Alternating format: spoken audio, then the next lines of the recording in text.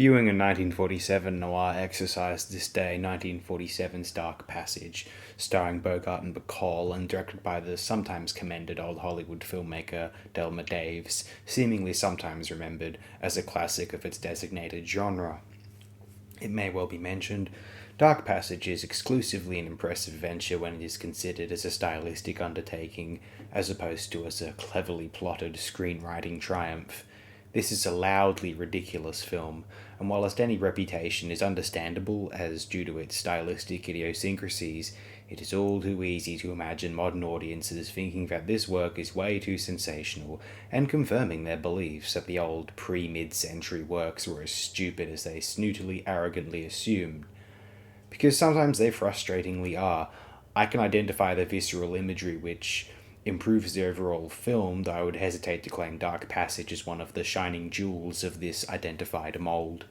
It could be seen as one of the greatest moments from Delmer Daves as a director, who is potentially best known for directing the 1957 western, sometimes deemed a classic, Free Tender Yuma, which was remade in 2007 and could be more well known today as the original of a later film everyone knows the name of but didn't bother to go see.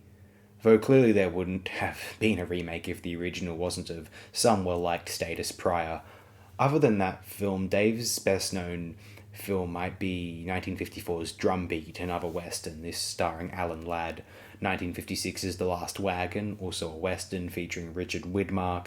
A 1951 remake of the King Vidor early sound feature Bird of Paradise, with a contrasting Technicolor splash over the narrative events, and also perhaps a 1959 film known as A Summer Place, where the theme from originates. That theme is almost certainly far more well known than that older film.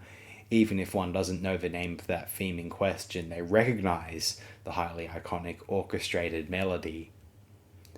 It is difficult to recommend Dark Passage without reservations or uncritically, and I feel tempted to simply leave you all of this contemporary review, a passage from it from the Chicago Tribune written by one May Tinney, that summarizes and also spoils the plot, but usefully outlines the absurdities of the narrative synopsis.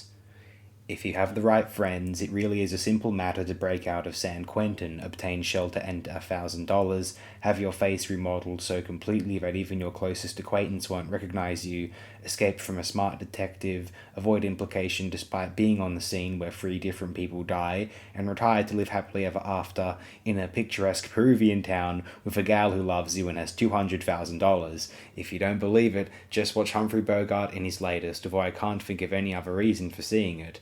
On the whole, Dark Passage is completely preposterous. I'll just leave it here.